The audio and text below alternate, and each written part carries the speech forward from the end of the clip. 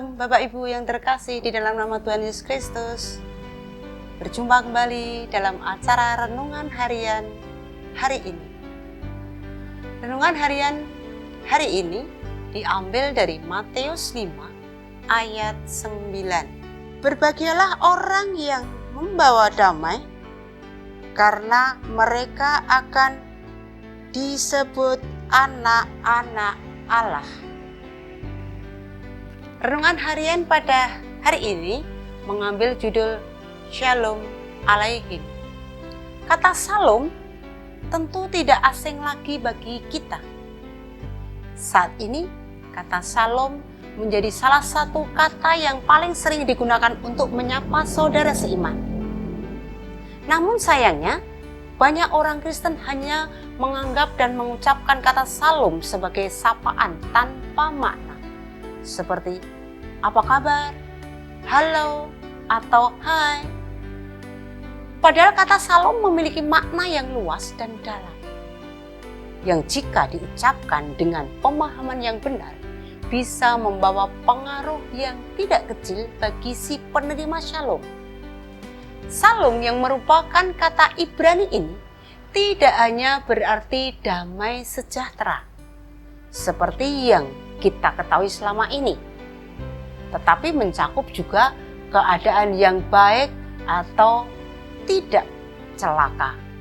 Bisa dilihat dari Kejadian 37 ayat 14. Ketenangan atau ketentraman bisa dilihat pada Kejadian 43 ayat 23. Kesehatan dilihat dari Kejadian 43 ayat 27. Proteksi atau perlindungan dilihat dari Imamat 26 ayat 3-6. Keamanan dari Ayub 21 ayat 9. Dan kemakmuran dari Mazmur 122 ayat 6. Bahkan lebih daripada semua itu, Shalom adalah Yesus Kristus sendiri. Dilihat dari Yesaya 9 ayat 5.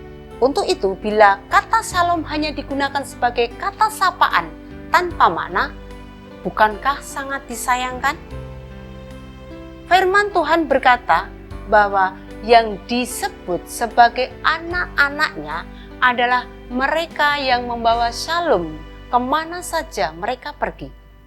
Tentunya Shalom yang bukan sekedar sapaan, tetapi juga berisi harapan dan doa. Di dalam kitab Mazmur kita diberi salah satu gambaran untuk mewartakan Shalom. Berdoalah untuk kesejahteraan Yerusalem. Biarlah orang-orang yang mencintamu mendapat sentosa. Biarlah kesejahteraan ada di lingkungan tembokmu dan sentosa di dalam purimu. Oleh karena saudara-saudaraku dan teman-temanku, aku hendak mengucapkan semoga sejahtera ada di dalammu. Oleh karena rumah Tuhan Allah kita, aku hendak mencari kebaikan bagimu.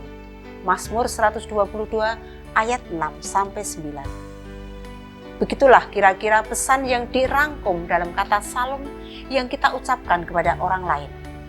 Bila kita memahami betul tentang arti kata Shalom, bukankah sangat indah? Sebagai orang percaya, tugas kita adalah memanifestasikan Shalom di dalam Yesus Kristus kepada semua orang. Melalui orang percayalah, Shalom tersebar hingga ke ujung bumi. Tetapi mula-mula kita harus menjadi pembawa Shalom yang baik di lingkungan, di kalangan kita sendiri. Ketika Shalom mengalir dan menyebar di antara orang percaya, maka Shalom akan menjadi seperti viral yang menyebar sehingga dapat terjangkau oleh orang-orang di luar orang percaya sekalipun.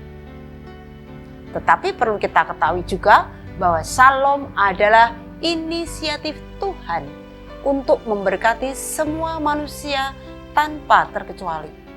Oleh karenanya, sebelum menyebarkan Shalom, kita harus terlebih dahulu sepakat dan sehati dengannya di sumber shalom, yang artinya kita harus terkoneksi dengan baik dengan Tuhan agar hidup kita terlebih dahulu dipenuhi oleh shalom sebelum shalom itu kita bagikan kepada orang lain.